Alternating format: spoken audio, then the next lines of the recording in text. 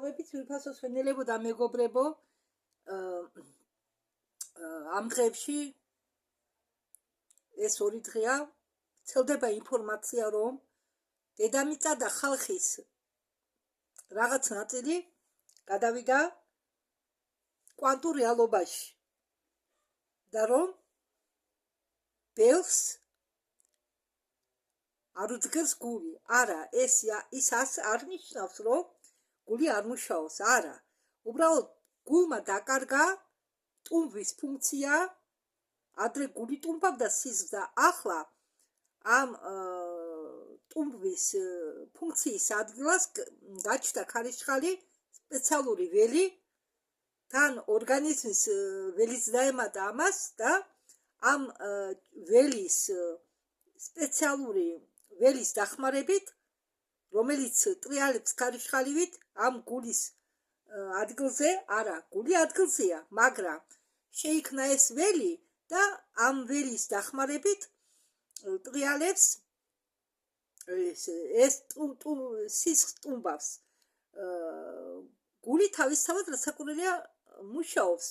მე პულსაციასაც გრძნობ, მაგრამ გულმკერდზე ხელს რო დავიდევდი ხოლმე ადრე და მესმოდა ძგერა, ასეთი ძგერა მე არ მესმის და ბევრსაც არ ესმის.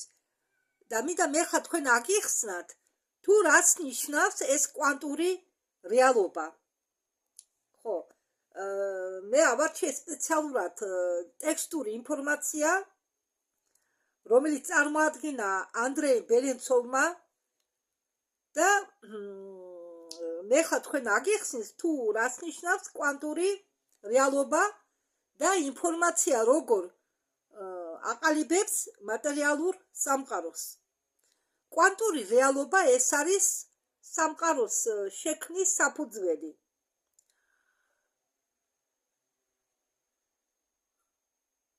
რა არის კვანტური, ანუ აბსოლუტური რეალობა?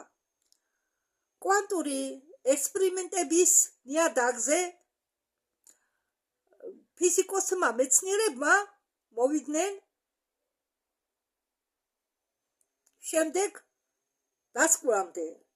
ისინი ამტკიცებენ, რომ ჩვენ მიერ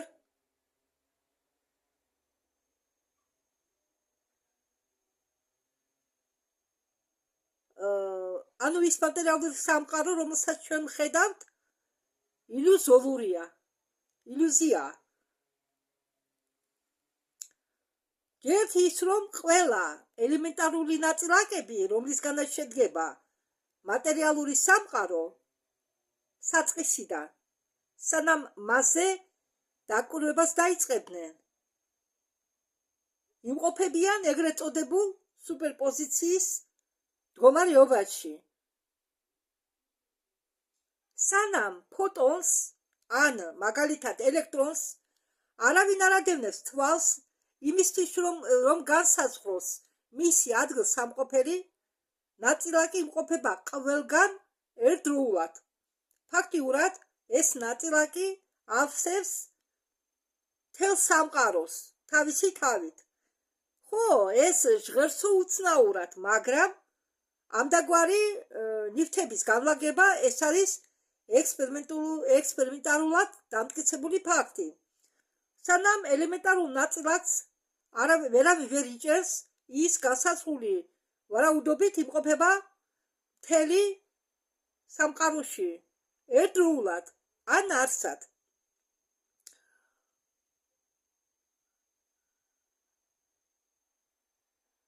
ამ ნაწილაკს არ აქვს ჩვენი რეალობის ლოკალური ელემენტი.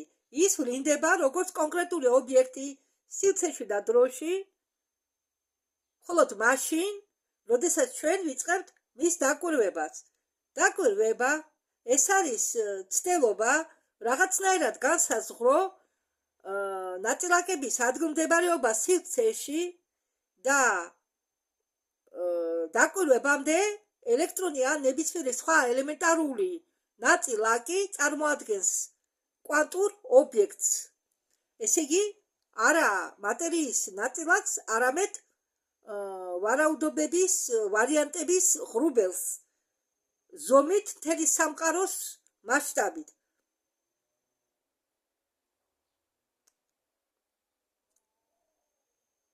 გონიერი აზრი იწყებს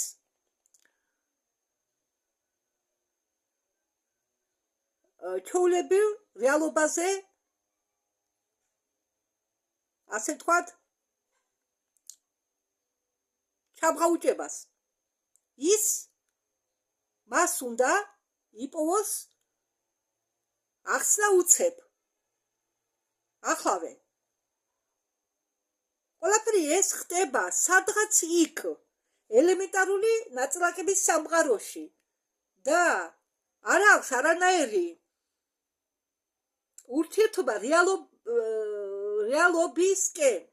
რეალობასთან, მაპატიეთ, და არ აქვს არანაირი ურთიერთობა რეალობასთან, იმასთან, რასაც მე ვხედავ.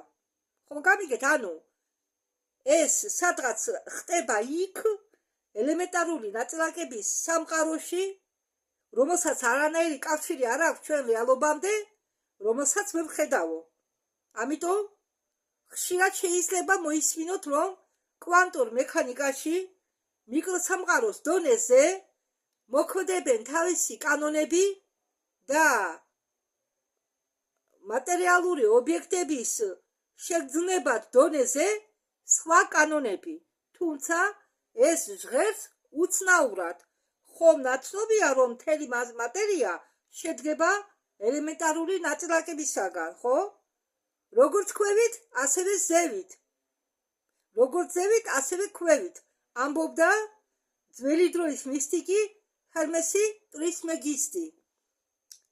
უკვე 21 საუკუნეში ჩატარებულმა ცდებმა დაამტკიცეს ამ სიტყვების სისწორე.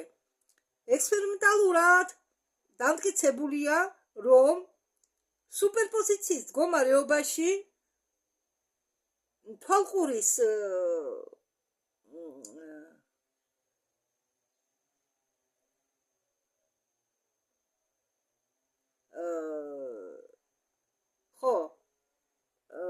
რომ სუპერპოზიციის მდგომარეობაში, როდესაც არ ხდება თვალყური, როდესაც ესე იგი არ აკორდებიან, იმყოფებიან არა მხოლოდ ელემენტარული ნაწილაკები, მაგრამ მაკროობიექტებიც, ნივთიერებების მოლეკულები ამ ექსპერიმენტებში მატერიალური სხეულებიდან გარდაიქმნებიან ტალღებში და ავლენენ კვანტურ თვისებებს. ესე იგი, მოლეკულები თავისთავად არ არსებობენ. თუ მას არ დააკვირდები.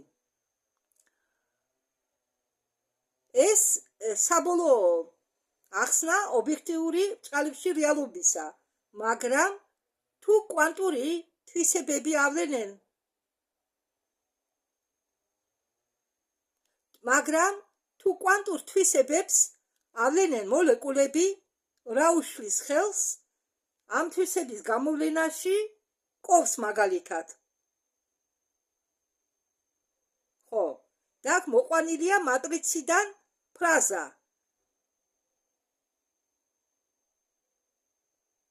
ჰეო, ყოფზე არ არსებობს. კვანტური პარადოქსები და თვალყურის როლი იმდენად გასაკვირია, რომ ეინშტაინმაც კი დასვათ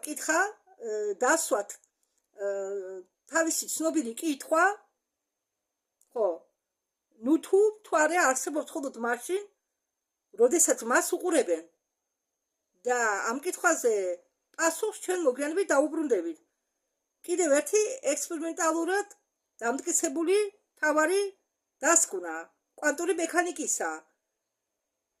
ეს არის ფუნდამენტალური ერთიანი სამყაროს ყოფნა. ფიზიკოსები ამას უწოდებენ არალოკალობას. საქმე იმაშია, რომ ექსპერიმენტებმა დაამტკიცეს არსებობა კვანტური ჩახლართობის მოვლენისა. კვანტовая запутанность კვანტური ჩახლართულობის მოვლენისა. ეს მოვლენა შედგება შემდგომში. ორი ოდესღაც ურთიერთდამოკიდებულ ელემენტარულ ნაწილაკებს შორის მყარდება კავშირი, ერთი ნაწილაკი რაღაცნაირად გძნობს, რაღაცნაირად ხვდება და იცის, რა ემართება სხვა ნაწილაკს. ყოველი ნაწილაკი ფლობს განსაზღვრული დამახასიათებლობით. მაგალითად, მიმართულება ელექტრონის ბრუნვისა თავისი ღერძის გარშემო, ანუ სპინი. მას შეუძლია იყოს მიმართული საათის სისხლის მიმართულებით ან საათის სისხლის მიმართულებით საწინააღმდეგოდ. და სანამ ჩვენ არ დავიჭერთ ნაწილაკს,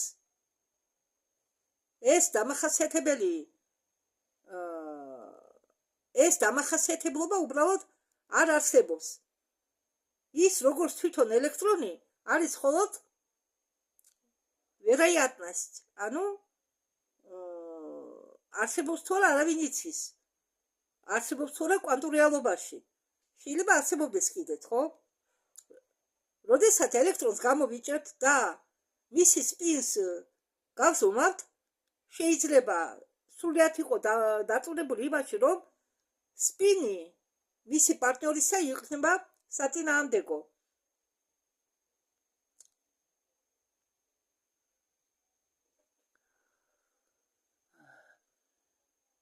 და როდესაც ჩვენ დავაკვირდებით ერთ ნაწილაკს, ჩვენ თითქოს ამოგვაქვს მისგან მასთან ჩახლართული ნაწილაკი კვანტური რეალობიდან ჩვენ მატერიალურ სამყაროში. ამდაგვარი კავშირი ორ ნაწილაკებს შორის ატარებს მისტიკურ ხასიათს, ინფორმაცია გადაეცემა მომენტალურად, იმიდან გამომდინარე, არა, უпростоრად ინფორმაცია გადაეცემა მომენტალურად და ეს ამ ინფორმაციის გადაცემა არ მოქმედეს 10 მანძილზე,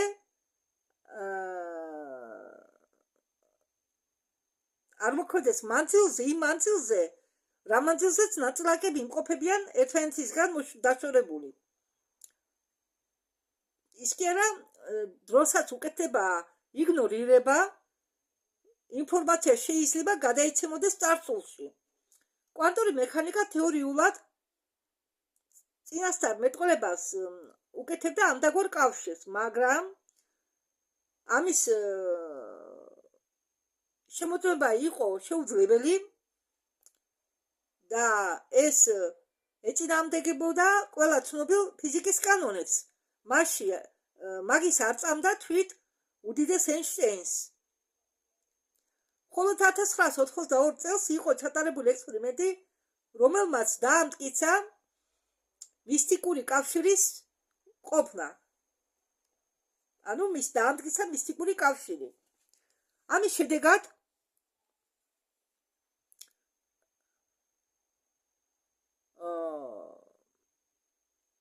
უпростоრად ეს შედეგები მოგვიანებით ბევრჯერ იყო დამტკიცებული, დადასტურებული, მაპატიეთ. ბევრჯერ იყო დადასტურებული. და კვანტური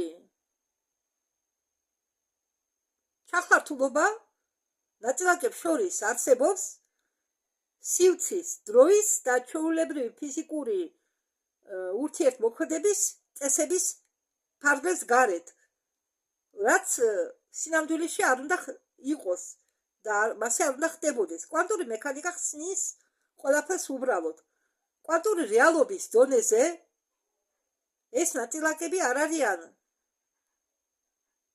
დაშორებული ერთმანეთთან, არამედ წარმოადგენენ ერთიან მთლიანობას, რა დაშორებითაც არ უნდა იმყოფებოდნენ ერთმანეთისგან ჩვენ სივრცეში. ეს ხსნის პარადოქსებს ინფორმაციის გადაცემასთან დაკავშირებით სინათლის სიჩქარეზე უფრო ჩქარა და წარსულში გადაცემასაც. ადასტურეს წარსულში გადაცემასაც. სამყარო თავის საფუძველში არა ლოკალურია, ასე ამტკიცებს თანამედროვე ფიზიკა. მათემატიკურად დამტკიცებულია, რომ რადგან მატერია შედგება ელემენტარული ნაწილაკებისაგან, ესე იგი, ყველა მატერიალური ობიექტები ჩვენი სამყაროსი ამა თუ იმ ხარისხში კვანტურად ჩახლართულები არიან. ისინი შეუწყვეტლივ არიან დაკავშირებული ერთმანეთთან, მით უმეტეს ფაქტურად ისინი არიან ერთიანი მთლიანობის ნაწილი, ამიტომ შეიძლება შენიშნო მდგარი, მაგრამ რომელიც არ ილეკლავს სინამდვილეში ნივთების მდგომარეობას ტერმინით კვანტური ჩახლართულობა ან კვანტური ერთიანობა. და მოდით ახლა შევაჯამოთ თუ რას ნიშნავს და რას გვეუბნება ჩვენ კვანტური მექანიკა. ჯერ ერთი ნებისმიერი ობიექტი ჩვენ სამყაროში თავიდანვე იმყოფება სუპერპოზიციის მდგომარეობაში. ჯერ მას არ აქვს ურთიერთმოქმედება დამკვირვებელთან. ის ესწრება ყველა მდგომარეობებში და ყველა წერტილებში სივრცისა ერთდროულად. ის არსებობს კრებულის სახით პოტენციალური შესაძლებლობისა, ამ დროს რეალიზაცია ნებისმიერი ამდაგვარი შესაძლებლობისა გამორიცხავს სხვებს. მეორე, არსებობს კავშირი ობიექტებს შორის დროის სივრცის გარეთ, რომელიც შესაძლებელია მხოლოდ მაშინ, როდესაც ეს ობიექტები არის თვით მთლიანობის ნაწილი. ეს მთლიანობა, რომელიც წარმოადგენს უსაზღვრო კრებულს ყველა არსებული პოტენციალური შესაძლებლობებისა და არის კვანტური ან აბსოლუტური რეალობა. ანუ რა ყოფილა კვანტური რეალობა ან აბსოლუტური რეალობა, ეს ორივე ერთ და იგივეა. ესე იგი, კვანტური რეალობა ყოფილა უსაზღვრო კრებული ყველა არსებული პოტენციალური შესაძლებლობებისა. მოდით კიდევ გავიმეორებ. კვანტური რეალობა, ანუ აბსოლუტური რეალობა წარმოადგენს უსაზღვრო კრებულს ყველა არსებული პოტენციალური შესაძლებლობებისა. კვანტური მექანიკის თვალსაზრისით სივრცე ამ რეალობაში არის მასი არა. კვანტური მექანიკის თვალსაზრისით სივრცეს ამ რეალობაში აქვს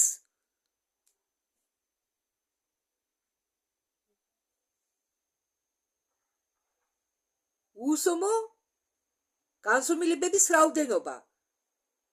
ესე იგი, ფაქტიურად სივრცე არა, რადგან სივრცე და დრო წარმოადგენენ ერთიან კონტინიუმს.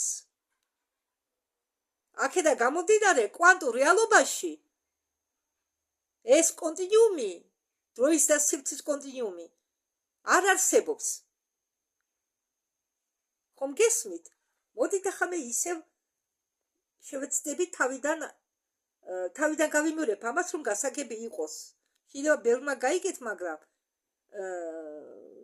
შეიძლება ზოგმა ვერ გაიგო.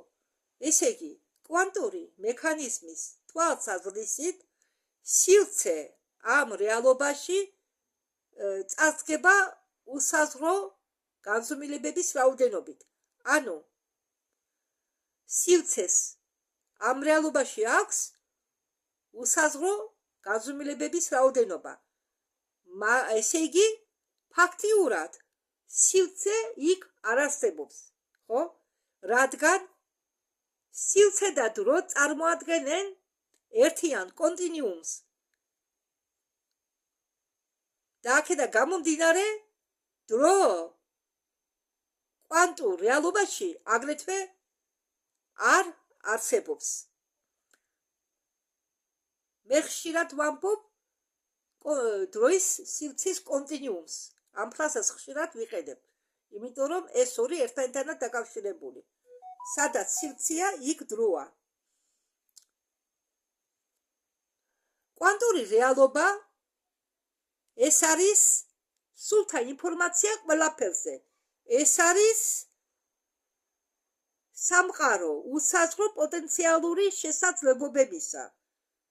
მასში არსებობს ყველაფერი. ყველაფერი, რაც პლუსია. ყველაფერი, რაც არა პლუსი და ყველაფერი, რაც შეიძლება იყოს. და მხოლოდ მცირედი ნაწილი ყველაფრისაგან, რაც შეიძლება ვლინდებოდეს ხილულ სამყაროში. ფაქტობრივად, კვანტური რეალობა არის აბსოლუტი. აბსოლუტი ეს არ არის მისტიკების გამონაგონი. ეს არის არსებითი გამომდინარე რეალობის მაღალი პლანი. აქედან გამომდინარე ხილული მატერიალური სამყარო ეს არის მხოლოდ ერთი მატერიალიზებული შესაძლებლობებისაგან აბსოლუტური ან კვანტური რეალობის პროექცია. და ასეთი კითხვა ჩდება. აბსოლუტური ან მაპატიეთ არასწორად ვთქვი. აბსოლუტური ან კვანტური რეალობიდან როგორ იქმნება მატერიალური სამყარო. ისევე კვანტური რეალობიდან როგორც აბსოლუტის სამყაროდან იქმნება თუ არა ჩვენი სამყარო და სინამდვილეში რეალობა ვლინდება თუ არა დაკვირვების პროცესში და რამდენად პრინციპიალური როლი არის დამკვირვებელის როლი. კვანტური მექანიკის ბოლო ცდები იძლევიან საჭირო პასუხს. ეს როლი სინამდვილეში პრინციპიალურია.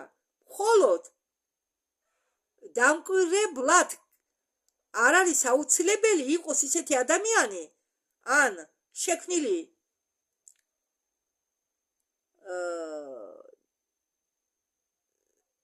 დანადგარები, რადგან გარე სამყარო, რომელიც სივრცე, რომელიც ჩვენ გარშემო გვარტყია, ისეთივე დამკვირვებელია, ანუ არ არის აუცილებელი დამკვირვებლის როლში იყოსო ან ადამიანი, ან რამე ტექნოლოგია.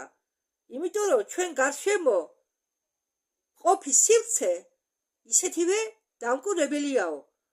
ნიშნულოვანი არ არისო დამკვირვებელის ფიგურა.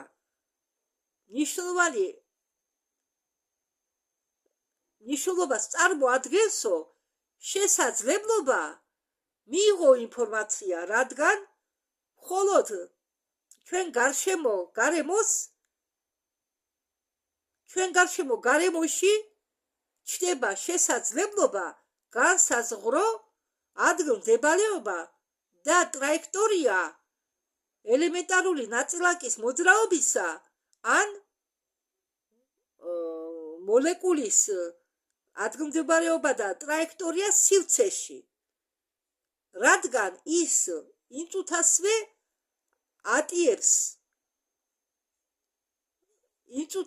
ატიებს კვანტური ობიექტად ყოფნას, ანუ თუ ის იყო კვანტური ობიექტი, ამ დროს ის არ ხდება კვანტური ობიექტი, ატიებს კვანტური ობიექტის ყოფნას და ვლინდება როგორც მატერიალური ობიექტი. ხო, ანუ თუ ჩვენ გარემოს აქვს შესაძლებლობა განსაზღვროს ადგილმდებარეობა და ტრაექტორია ელემენტარული ნაწილაკის მოძრაობისა ან მოლეკულის მოძრაობისა სივრცეში, ხო, თუ ჩნდება ამდაგვარი შესაძლებლობა, კვანტური ობიექტი როგორც კვანტურ ობიექტად ატიებს ყოფნას და გამოვლინდება როგორც მატერიალური ობიექტი. გასაღები ეს არის თვით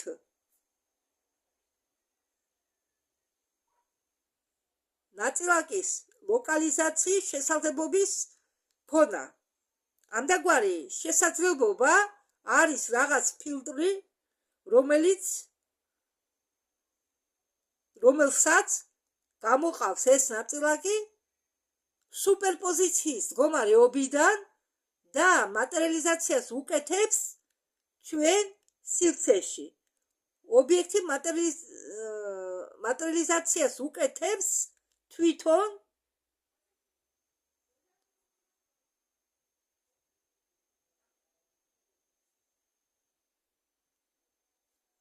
შესაძლებლობას მისი ადგილმდებარეობაზე. ამ დროს ვინც მას მიიღებს ადამიანი ან გარემო არ აქვს მნიშვნელობა და ესე იგი თუ რამე გამოვლინდება ჩვენ სამყაროში მატერიალური ობიექტის ნიშნად ამ ინფორმაციის საფუძველზე რომელსაც იგი იღებს მის გარემოში ეს ჩამოგავს ბავშვის ზღაპარს თიკანზე რომელმაც იცოდა 10-მდე თვლა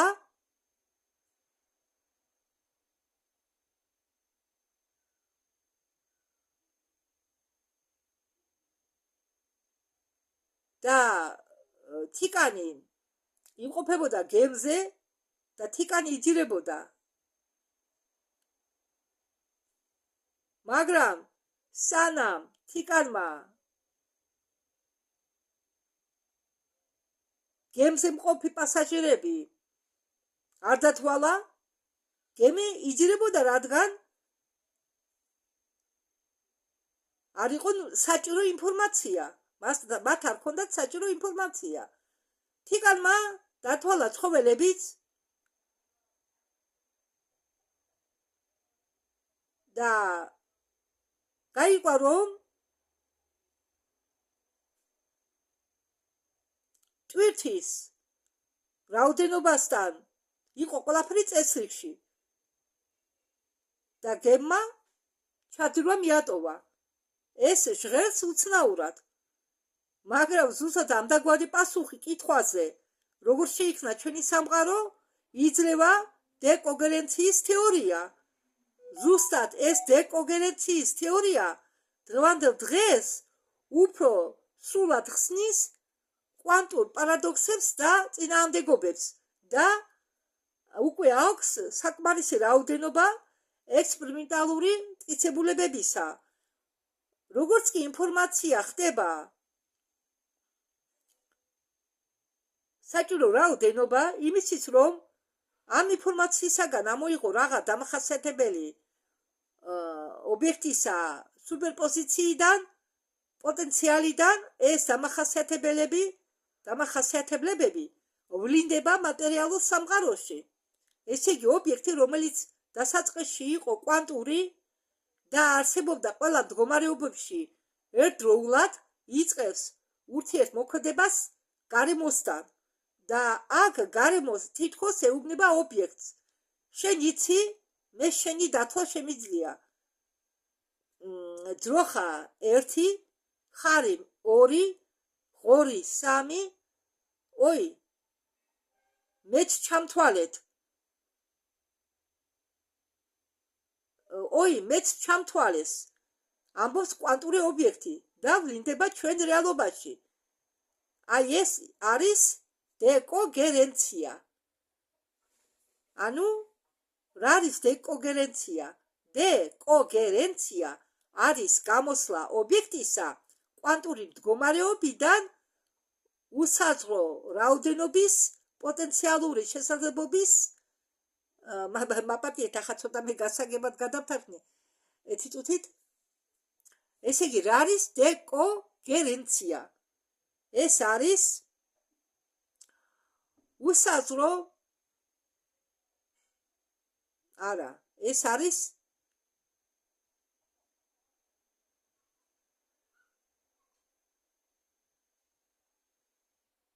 გამოსვლა კვანტური მდგომარეობიდან ამ პოტენციალურ შესაძლებლობების და ამ პოტენციალური შესაძლებლობების ურიცხვი რაოდენობისა და შეძენა მათ მიერ განსაზღვრული თვისებებისა. ანუ მოდით უფრო გასაგებ სიტყვებით გეტყვით. დეკოგერენცია ეს არის აი ობიექტის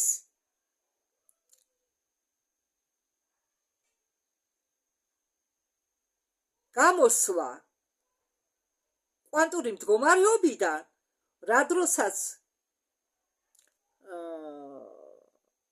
მას თან მოყვება ბევრი პოტენციალური შესაძლებლობები და რა დროსაც ის იძენს განსაზღვრულ თვისებებს.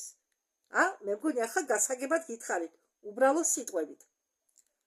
ანუ რა ყოფილა დეკოგერენცია? ობიექტის გამოსვლა კვანტური მდგომარეობიდან, რა დროსაც ის იძენს პოტენციალურ შესაძლებლობებს და განსაზღვრულ თვისებებს. რეალობა იქმნება ინფორმაციული ურთიერთმოქმედებით ობიექტ და გარემოს შორის.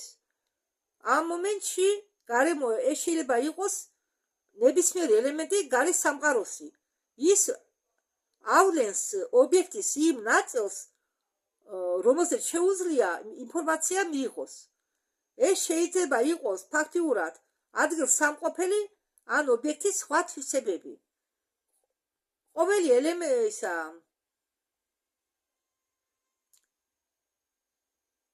ელემენტებისაგან, რომლებიც არის ჩვენ გარემოში, ყოველ ელემენტს, რომელიც არის ჩვენ გარემოში, შემოაქვს თავისი წილი ობიექტის ფიქსაციაში. ერთად კი ისინი აფიქსირებენ და თვლიან ერთმანეთს. თითქოს არა მხოლოდ ერთმა თიკანმა იცოდა დათვლა. დანარჩენად ცხოველებმაც იციან არითმეტიკა და თვლიან სხვა ცხოველებს. ასე იქნება ობიექტური რეალობა, რომელიც ატარებს თვით სახტენ ხასიათს და რაც მეტი არსებობს ამდაგვარი ურთიერთფიქსირებადი ერთმანეთისა ელემენტები, ვით უფრო მყარია. გამოდის, რომ ყოველი ელემენტი და ყოველი დამკვირვებელი იღებენ მონაწილეობას სამყაროს შექმნაში.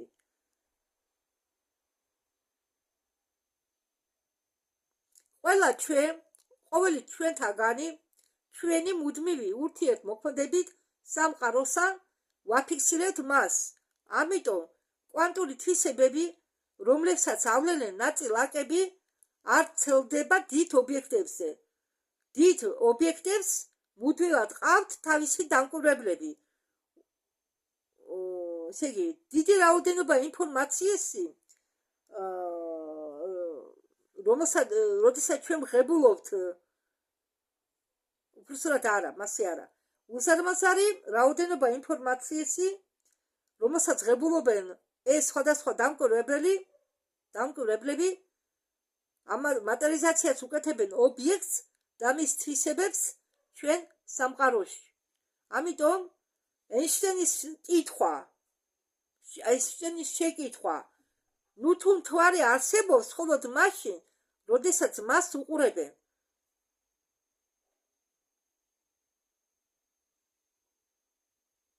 ამ შეკითხვას, ეინშტეინის შეკითხვას აქვს პასუხი თურმე. სინამდვილეში, თუ ვინმე არ შეხედავს მთვარეს, ის გაქრება, ის დადნება და ის იმ მომენტში არ იარსებებს ჩვენ რეალობაში. ანუ თუ მთვარეს იზოლირებას გაუკეთებ იმდაგვარად, რომ არც ერთი მეტეორიტი, სინათლის სხივი ან კოსმოსური წვერის ნაწილაკი არ მოქმედებდეს იქნება მასთან, ის გადავა კვანტურ რეალობაში პოტენციალური შესაძლებლობების კატეგორიაში. იზოლაციის შეკითხვა ობიექტისა ნებისმიერი საინფორმაციო ურთიერთმოქმედებისა იმდაგვარად რომ არსებობდეს მხოლოდ კვანტურ რეალობაში ჩვენ დღეს სრულიად მისაღები პრაქტიკული ამოცანაა. ზუსტად ამის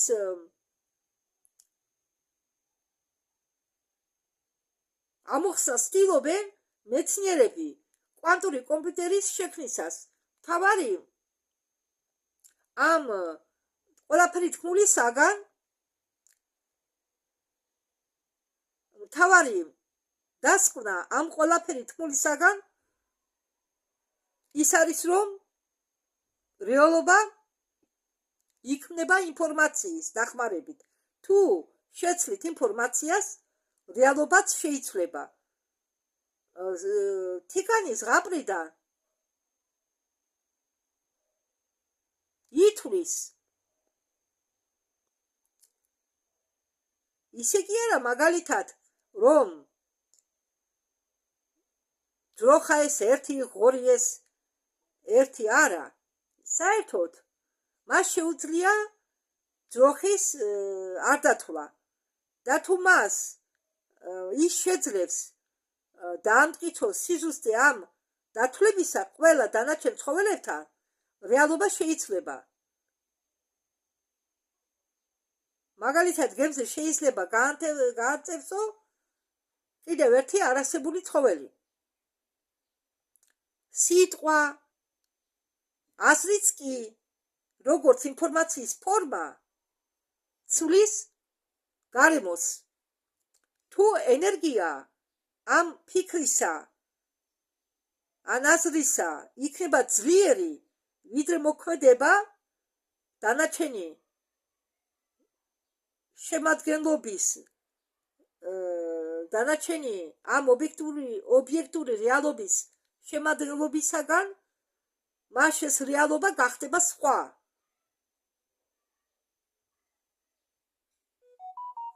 აქ მოყვანილია იესოს სიტყვები, ვისაც აქვს რწმენა მდოგვის თესლის ზომისა შეუძლია მთაც გადასციოს. ეს გამოიყურება როგორც მაგია, მაგრამ შენ ახლა გესმის ეს როგორ მუშაობს. კვანტური მექანიკა აგდებს მისტიკებს სამეცნიერო და მისტიკური სამყარო მაბადიეთ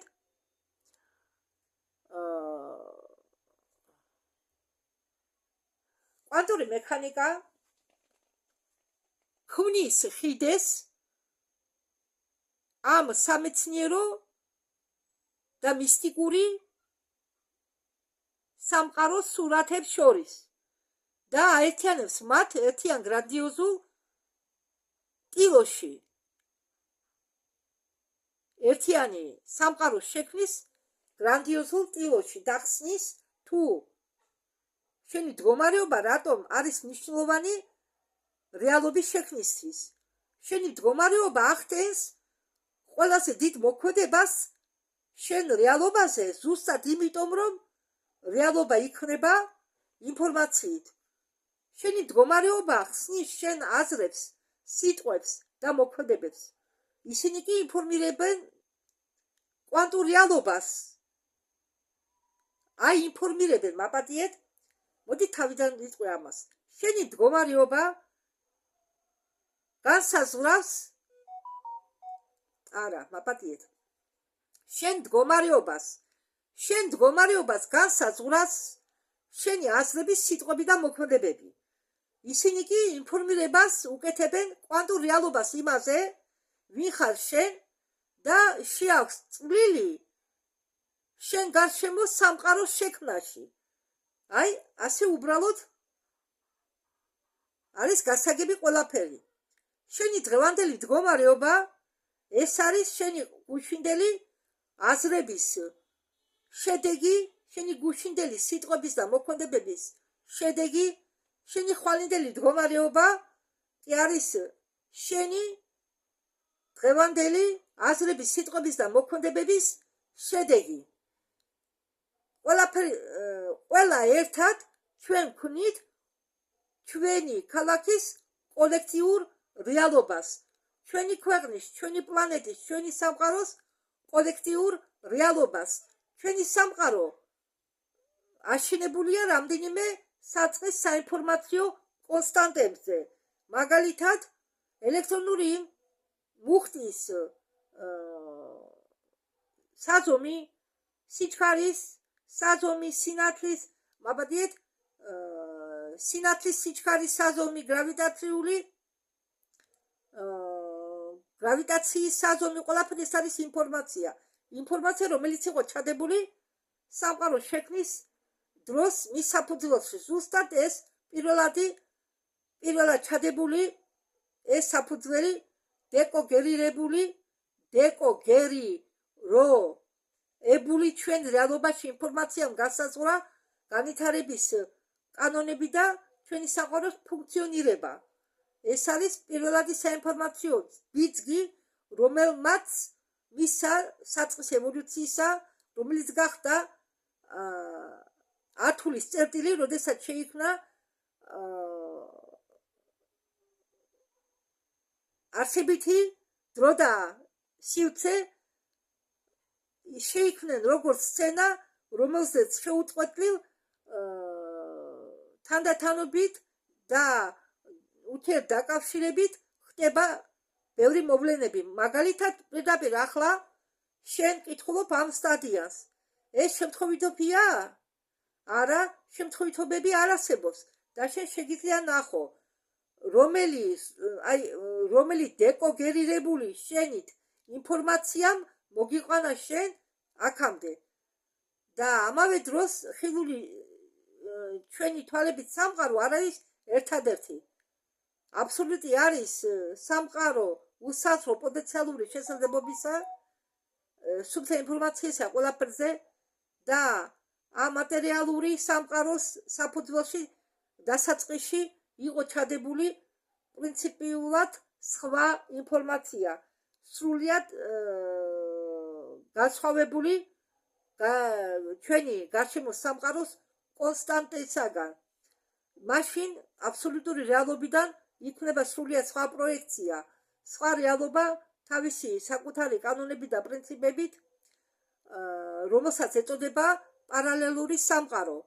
პარალელური სამყაროები ასევე როგორც წვრილი დონეები არ არის გამონაგობი, არამედ ეს არის კვანტური ან აბსოლუტური რეალობის არსებობის შედეგი.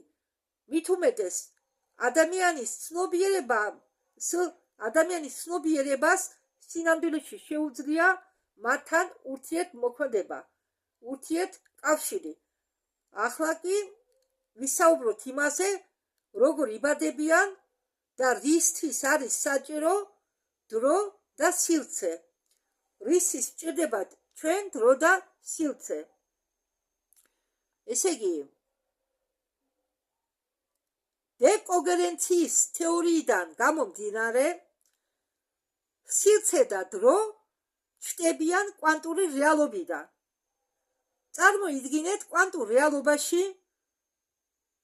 დროის და სივრცის გარეშე იმყოფება უსაზღვრო კრებული შესაძლებლობებისა და ეს კრებული არცად არ არის რეალიზებული. ეს კრებული უბრალოდ არსებობს.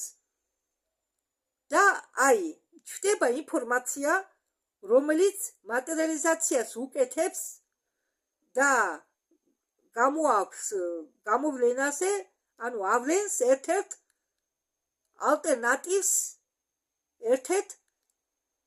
ალტერნატივს ამ აბსოლუტიდან. ამდაგვარად შესაძლებლობა გარდაიქმნება მოვლენაში. ამ დროს კვანტური რეალობაში ძველებურად ინახება ყველა შესაძლებელი ალტერნატივები. კვანტური რეალობა ან აბსოლუტი ეს არის სამყარო სუფთა საინფორმაციო პოტენციალისა ფიზიკური, ესე იგი, მოვლენების ფიზიკური გამოვლენებისთვის საჭირო არის რაღაც ადგილი, მასე იქნება სივრცე, როგორც ადგილი შესაძლებლობის გადაქმნისა მოვლენაში ინფორმაციის გავლენის ქვეშ. ელექტრონი გავიდა მარცხენა ხვრელში ორ ხვრელიან ექსპერიმენტში. უზარმაზარი მეტეორიტი დაეცა მიწაზე, ცეზარმა გადაკვეთა რუბიკონი, შენი მშობლების შეხვდნენ ერთმანეთს, ყველა ეს მოვლენები რეალიზებული არიან ჩვენ რეალობაში, როგორც რეალიზებული შესაძლებლობები.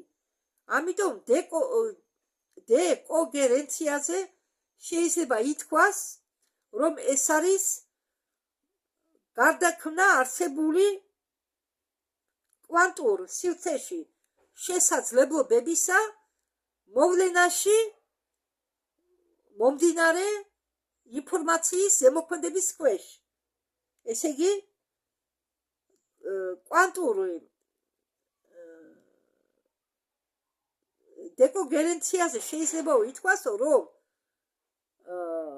გარდაქმნა არსებული შესაძლებლობებისა კვანტურ სივრცეში მოვლენაში მომდინარე ინფორმაციის ზემოქმედების ქვეშ.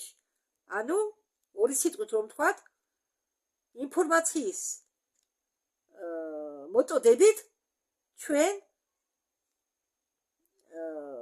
კვანტური სივრციდან ვავლენთ ამა თუ იმ მოვლენას. ანუ ჩვენ მატერიალიზაციას ვუკეთებ რომელიმე შესაძლებლობას.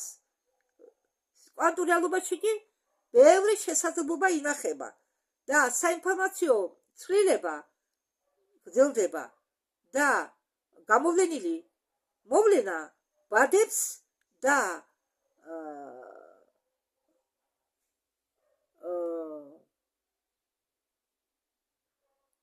ამისიჯებს ახალ ინფორმაციას. ეს კი ახალი მიღებული ინფორმაცია იწყებს კვანტური რეალობიდან ახალი შესაძლებლობების ამოკაჩვას და გარდაქმნის მას შემდეგ მოვლენებში. ელექტრონმა გაიარა ხვრელი და დატოვა კვალი ეკრანის მარცხენა მხარეს ხვრელის მიღმა. მეტეორიტი დაეცა და დაიწყო მსოფლიო გამყინვარება. ცეზარმა გადაკვეთა რუბიკონი და რომში დაიწყო სამოქალაქო ომი. შენი მშობლები შეხვდნენ და შეუყვარდათ ერთმანეთი. ასე იბადება დრო, როგორც პროცესი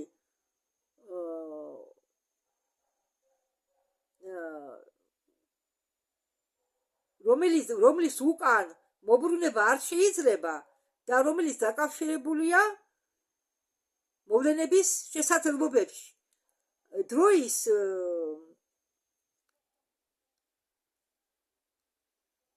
შედეგად ამ დროის დახმარებით, ამ დროის გამო დრო ქმნის მიზეზობრივ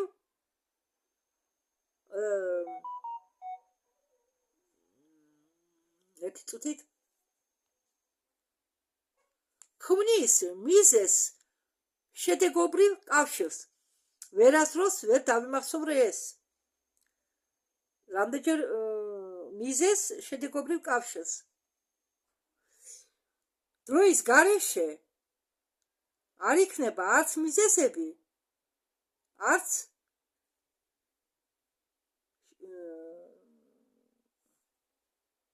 ისე დამავიწყდა, კარგი. დროის გარეშე არ იქნება ეს მიზეზობრივი შედეგობრივი პროცესი. სივრცის არსებობის მიზანი არის შექმნა ადგილმდებარეობისა იმისთვის, რომ სხვადასხვა შესაძლებლობები გარდაიქმნან მოვლენებში, მაგრამ მოვლენები რომ გამოავლინო, რომ მოხდეს მოვლენა, ამისთვის საჭიროა ადგილმდებარეობა. ამიტომ ეს არის სივრცის არსებობის მიზანი, ადგილმდებარეობა, რომ შეიქმნას ადგილმდებარეობა. დროის არსებობის მიზანი კი არის ამ მიზეზობრივი შედეგობრივი კავშირების შექმნა, რომლებიც დაუკავშირებენ ამ მოვლენებს ერთმანეთს. ამიტომ სინამდვილეში დრო არის სუბიექტური. თავარი მისგან დამოკიდებულია ეს საინფორმაციო ცვლილება, სიმჭიდროვე და მოვლენები. ამიტომ არსებობს ისე ხდება ისე, რომ ზოგჯერ დღე საუკუნეზე უფრო ხანძრივად გრძელდება და ხდება ისე, რომ დღე გაივლის როგორც სარიელი და უაზროდ, დღე გაივლის უაზროდ.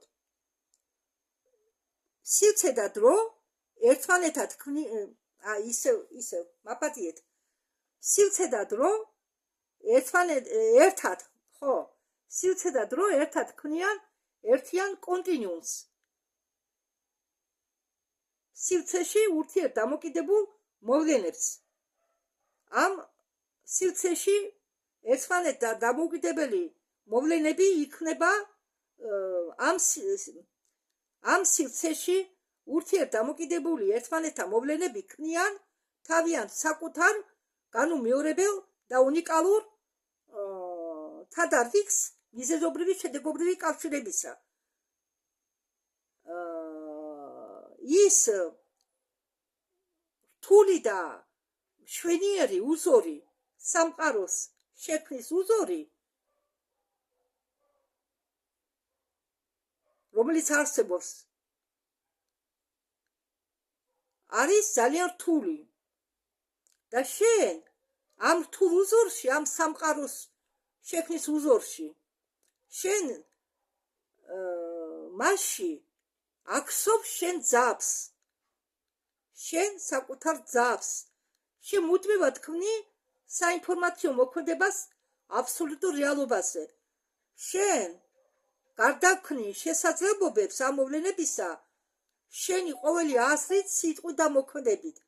შენი დეკოგერენცია იძლევა პასუხს კითხვაზე, როგორ ბადებს ინფორმაცია მატერიალურ სამყაროს და როგორ აყალიბებს სივრცე და დროს.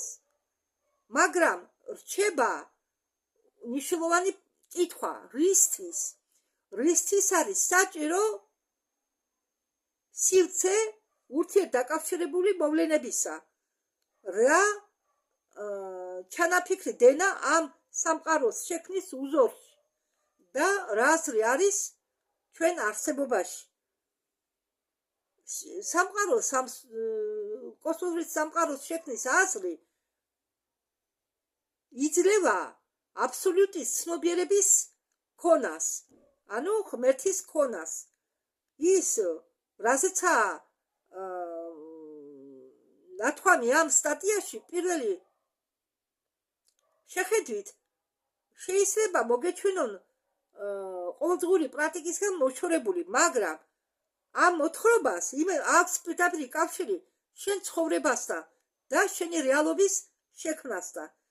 შენ ღმართ უნდა შეიგრძნო, რომ შენ სიღრმეში უნდა შეიძრო, რომ ინფორმაცია აყალიბებს რეალობას და თუ ეს გახდა შენი სიბრძნის ნაწილი, შენი ცხოვრება შეიცვლება და გახდება უფრო გაცნობიერებული.